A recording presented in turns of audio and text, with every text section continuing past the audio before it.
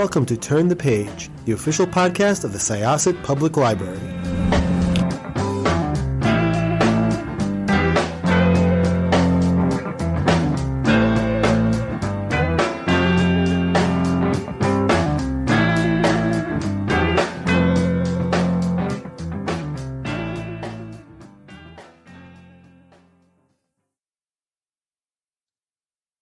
Hi, this is Jessica with Turn the Page podcast, Syosset Library, and my librarian co-host today is Stacy, and our guest today is. Hey, this is Grady Hendrix, author of the Southern Book Club's Guide to Slaying Vampires, which was a wonderful book. Thank you so much, thanks. And one of the best titles of the books that came out this year. Yes, yeah, it's a fun title. I have an issue, just like with My Best Friend's Exorcism, this is a book where I had the title before I really had much about the book. So yeah, I'm glad it lived up to its title. It would have been weird if there'd been no vampires in it. It would have been, but the vampire was like, it wasn't like high octane vampire story. It was very subtle. Thanks. Yeah, no, and it worked. Oh, good. You came up with the titles first. So how does that work? So you kind of work like backwards or forwards or sideways? Well, it's funny. Like I've been working with the same publisher, Quirk Books, out of Philly for a while. And I did Horror Store with them. And then they were like, well, what else? My editor was asking what else I had. And I didn't have a book, but I had a title. And I pitched him a bunch of different books, which he wasn't really interested in. But I had the title My Best Friend's Exorcism. And he was like, oh, yeah, definitely. And that's probably a once in a lifetime thing. I'm not gonna do that again. But that was really easy to figure out what it was about because it's all in the title. It's like, okay, it's clearly about friendship. And I knew that it would be about using friendship and the role of religious faith as something you could have faith in and believe in, that faith in it would save your soul. And so that really, and when are friendships stronger? Well, that's in high school. And so when was my high school? Because I can't write about modern high school. I just don't get it. Yeah, no, me neither. I'm terrified for that's a horror story for myself when my kids get to high school because I don't know what that's going to be like. Exactly. Yeah. And then it was like, okay, well, 10th grade seemed to be this pivotal year in high school. My 10th grade was 88. So fine, done.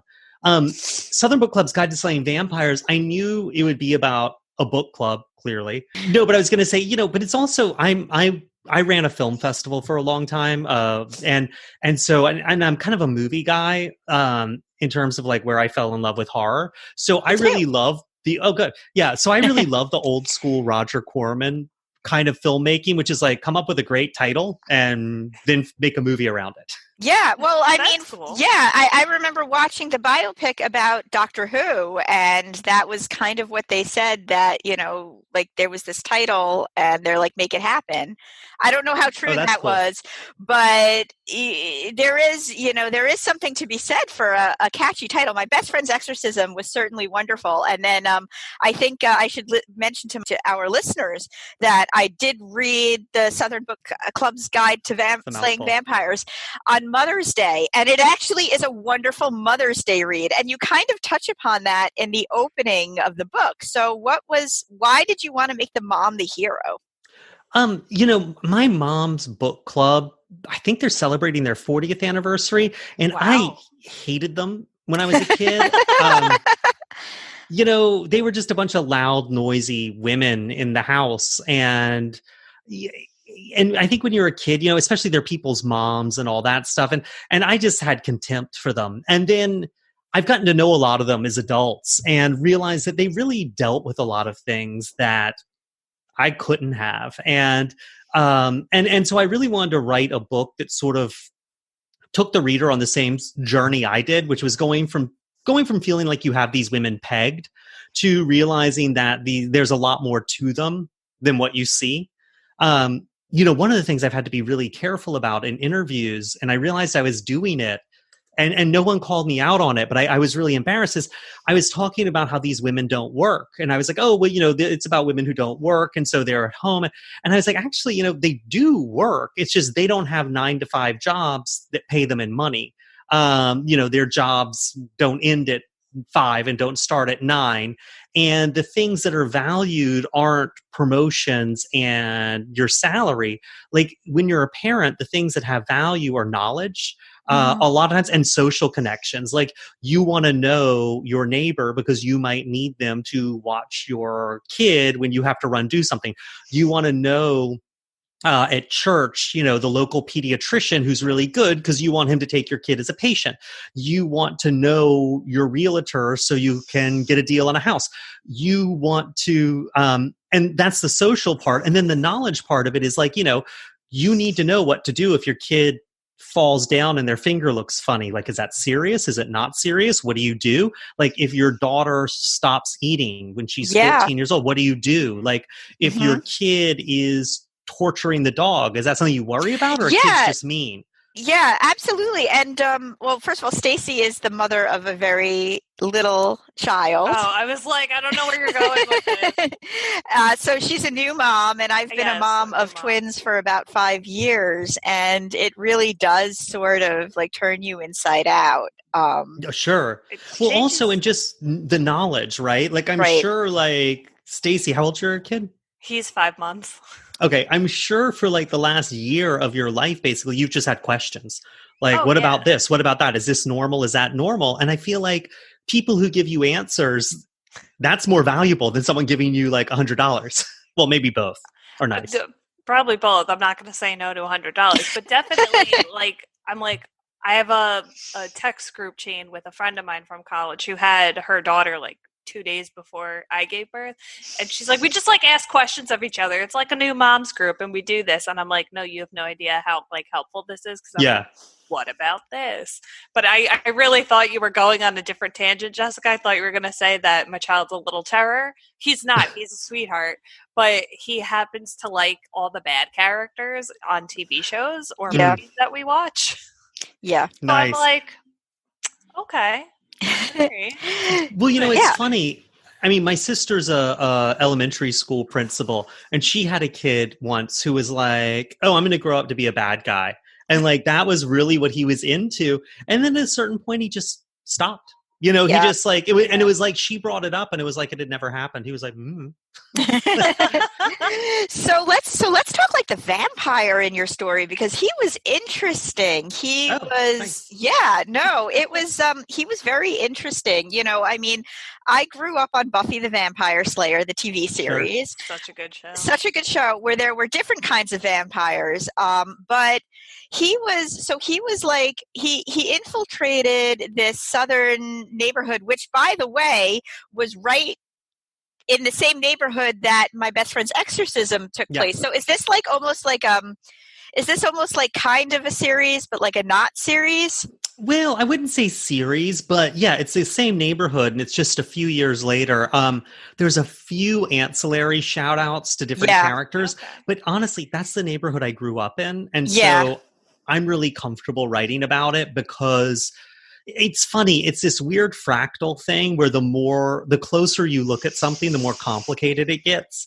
And so now I've like examined the minutia of that neighborhood in the 80s and 90s so much. I'm like, how could I write about anything else? It's too complicated to figure out another neighborhood. And it's weird too, because a lot of these books I do, like both Best Friends Exorcism and Southern Book Club, are set in the past. And so a lot of that is sort of sitting around and trying to remember stuff. And like every now and then one of my sisters or someone will bring something up and I'll be like, what? And realize what a huge thing it was in my life that I just forgotten.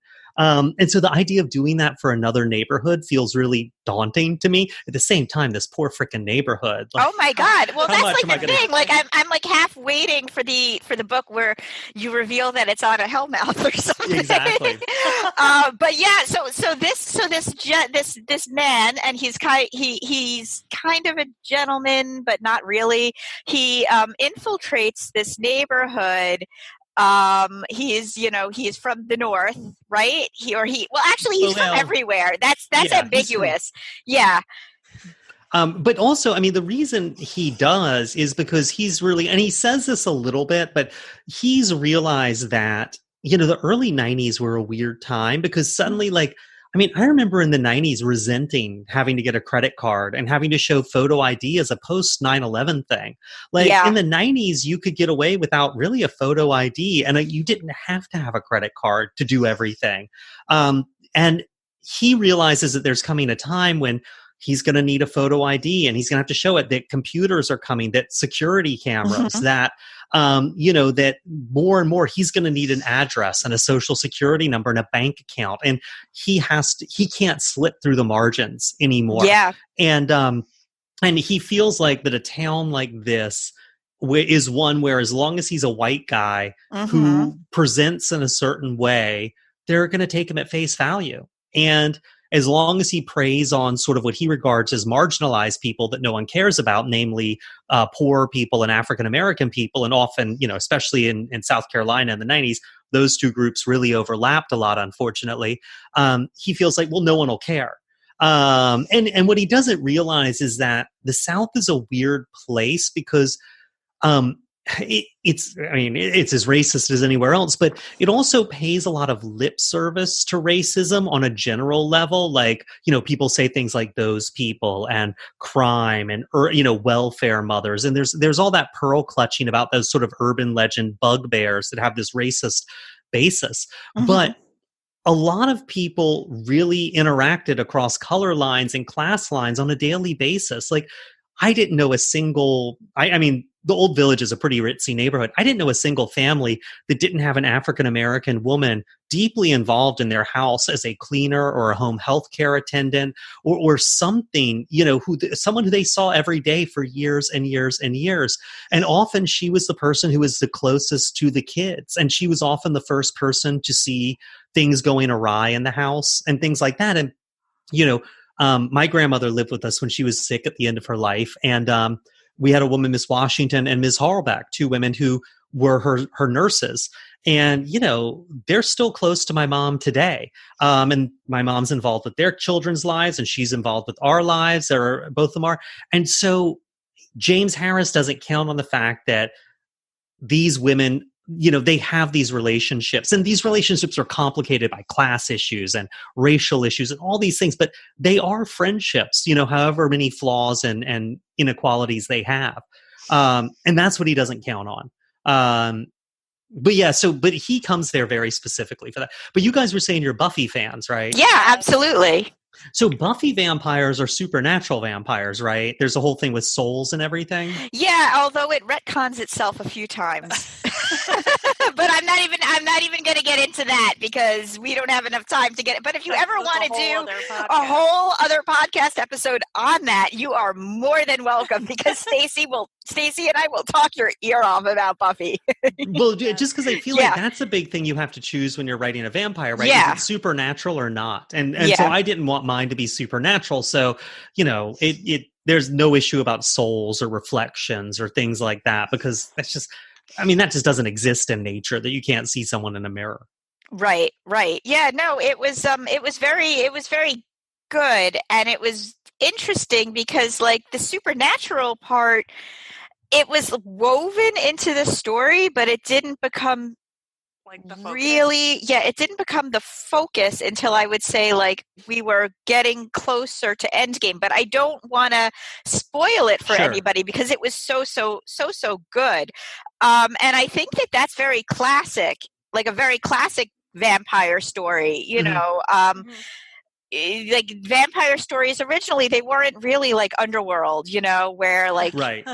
where we were jumping off buildings and fighting lichens and or I mean, as much as we loved seeing Sarah Michelle Gellar kick everybody's butt, it was very much a subtle, like the vampire would infiltrate, like, the circle of people, and like what's the word I'm looking for? Like the older like legends and stuff of like fables of like warnings and being careful about stuff. Right, exactly. Yeah. Well, yeah. And, to me, that's sort of one of those things that happens, though. It's like, I think everyone's lives are so busy, you often don't notice the danger until it's way too late. How many interviews have you seen with people who live next door to a serial killer or something? Where like, he was such a nice man. Yep. Like, how did Yeah, and that was actually, yeah, sorry, Stacey, go ahead. No, they just people are like, I never would have imagined. Yeah, exactly. And just it's because you never looked. Like we're all so caught up in our own lives. I mean, I am, Yeah, I kind of wanted to bring it back to in the book is that the book club they read true crime. Yes. Yeah. Originally, in the first two big drafts of this book, they were just a book club reading book club books. And they tied into the story, but I just thought it'd be a lot more fun if they read true crime. It would make them a little more primed to notice things and put things together, would also make them more likely to be dismissed. Yeah. There was always this weird thing growing up where it was considered bad to have too much imagination or let your imagination run away with you and that kind of stuff. And I always thought that was so weird as a kid. Like you would be told how great imagination was, but then too much of it was really bad. I always found that really confusing. So when I decided to make them a true crime book club, I had to read a lot of true crime because it's not a genre I gravitate towards. And it was actually super educational for me because I've always looked down on true crime. Like, to me, I think of it as all those mass market paperbacks with the grimy crime scene photos and the 8-page photo insert in the middle. And those things are really cruddy looking. And I had to read a ton, and I realized that there's actually some great true crime out there. I just didn't know it, I mean, I think everything follows Sturgeon's law, 90% of everything is crap. Like, so I just didn't know what the really good true crime was. But, Anne Rule blew my mind. I mean, A Stranger Beside Me is an amazing, amazing book that doesn't get enough credit. Yeah. So that was really, and then it was interesting because true crime's having such a moment right now with podcasts. So it was interesting to sort of I didn't want to get too much into that because they didn't exist podcasts in the 90s, but that was definitely something that was a resource for me. Yeah, Cool. it's very interesting how a lot of women gravitate to true crime. And there's also the element of people solving true crimes, like people who are into it, who try to then take it a step further and solve some of these cases. I mean, the Golden State Killer is a classic one with the reporter who was, so I find it really interesting. I mean, I think in my life that there's this firm line between normal people and people solving crimes, like law enforcement. But why? Why is there but then it's like, okay, well, at what point do the people trying to solve a crime become an angry mob with pitchforks and torches? Right. Yeah. Well, in classic monster stories. Yeah. Or the Satanic Panic. Satanic Panic. Yes, absolutely. It was good because they did reference a lot of, like A Stranger Beside Me and, how well do you actually know your neighbors? Right. And it was good. Yes. And, it's one of those things too that, you have to, I often think, look at the line between where does the angry mob of villagers form and the people trying to solve a crime stop? And it sort of stops at who you're looking at. Like, I feel like if you're looking at someone who's beneath you in sort of the power structure of society as a potential criminal, you may want to re-examine that, If it's someone who's way above you and more powerful, then you go for it. Storm their house. Break the windows. Punching up versus punching down. Exactly. Right? Well, again, we absolutely love your books. Horror Store. I don't know if you wanted to just quickly touch on that before we wrap. That was cool. Yeah, that was the first book that. Yeah. And that was a lot of fun to do just because I'd written catalog copy before. Like, I've written pretty much everything paying the rent.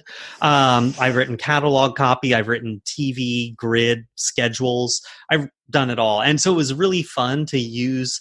I mean, it's about a haunted IKEA, and the book looks like an IKEA catalog. And the original idea was just the cover was going to be like that, and the trim size was going to look like an IKEA catalog. And then my editor and the designer, Andy Reid, and I started sort of going back and forth, like, oh, we should put a piece of furniture at the beginning of every chapter. Oh, well, it needs catalog copy to describe it. Oh, the furniture should get sort of darker and more twisted. That was my favorite part. So cool. Stacey and I would constantly be like, oh my God, did you see that part? Yeah, and that was really just being able to go back and forth with the art department. And all that, fine print at the beginning. I wrote all that. Like I've written that before for stuff. Wow. Like, so it was fun to sort of repurpose those useless skills for something fun. Yeah, it was super fun. And okay, so you wrote a screenplay called The Satanic Panic, right? Or Yes. you wrote, yes. Yeah, cool. Yeah. And it doesn't have anything to do with the actual Satanic Panic. It was just the director I was working with really wanted to use that title. But it's, it uses the Satanic Panic trope of it's a pizza delivery girl who has a last minute order, and it's to a gated community, which of course are full of like rich Satanists who are having a big ceremony. As they are. As they are. As they are. And you get peckish, you just want a snack table with some pizza on it when you're doing one of those black magic ceremonies. But I love all that occult hoo-ha from like the 70s and the 80s, the red robes and the ceremonial swords and the pentagram medallions. It's like, you watch a movie like Race with the Devil or Devil's Reign, and you're like, do these guys all shop at the same satanic warehouse? Like, who cleans their robes? Because you're going to have blood all over them. Like, do they send them to dry cleaner? Big dry cleaning bill. Well, yeah, exactly. Yeah, they probably have one like on retainer, like. Well, hopefully they have some kind of discount, I mean, that's expensive. For sure. Whole network of connections. They know who to use. Just like moms. Just like moms. That's true. Knowledge is power. Absolutely. Well, I recommend to everybody a Southern Book Club's Guide to Slaying Vampires. It is wonderful. And I am excited to read it. It's so good. I couldn't find my copy in time. And it's not an advanced reader copy. I take all the free copies I can. Why not? I was like, oh my God, because they were promoting. And I was like, oh no, I love his book. So I'm gonna take it. And then our coworker, who normally also does podcasts with us, she's not like a big horror person. Like she'll read some, but she's like, I remember when we did My Best Friend's Exorcism, she's like, yeah, I wouldn't read that. And I was like, okay. And she took a copy of Southern Book Club's Guide to Slaying Vampires. She's like, oh, I'm going to read this. And I was like, but you didn't want to read the other one. Right. Okay. And she's like, no, this sounds interesting. And I was like, is it the book club? Like, what aspect of is getting you? Which I think it's a good way to like further push you as an author onto people to be like, oh, you really liked this? Try these. Did she ever say what it was that changed her mind? I think it had to do it was a mix of that it involved a book club because she loves books like that. Got it. And she's like, oh, the cover appealed to her.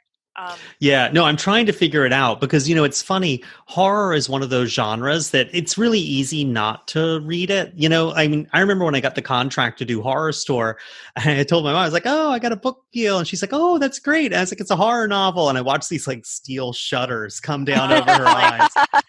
And then when I was like, oh, it's about a haunted IKEA, she's like, oh, that sounds really funny. But like, I feel like horror really earned a really bad reputation in the early 90s. And I feel like it's things like Buffy and Supernatural and Charmed and The X-Files did a lot, and Scream did a lot to really resuscitate horror and make it more female friendly and to make people realize there was more to it than like women getting murdered. Yeah. Absolutely. And like I said, you are welcome back anytime to talk horror. The big occult scare, aka the Satanic Panic of the 80s, which is a tale to tell because there was a lot of misinformation and a lot of people lost their jobs and some people are still in prison. Yes, that is true. Yep. In Texas, yeah. Yep. And anything else, because really this has been fun. And we're going to see you. We're going to see you at the library, quote unquote, because we are still in social distancing mode. Is it July 21st? I believe it is. Hold on, I can tell you definitely for sure. It is. Yep, 7:30 p.m. on Tuesday, July 21st. July 21st. Like, I know it's a Tuesday. Excellent. Well, Grady, this has been wonderful. Read his books. They're so good. Thank you all for having me. I really appreciate it. All right. And we are going to close this chapter of Turn the Page. It's time to close this chapter of Turn the Page. Join us for the next episode.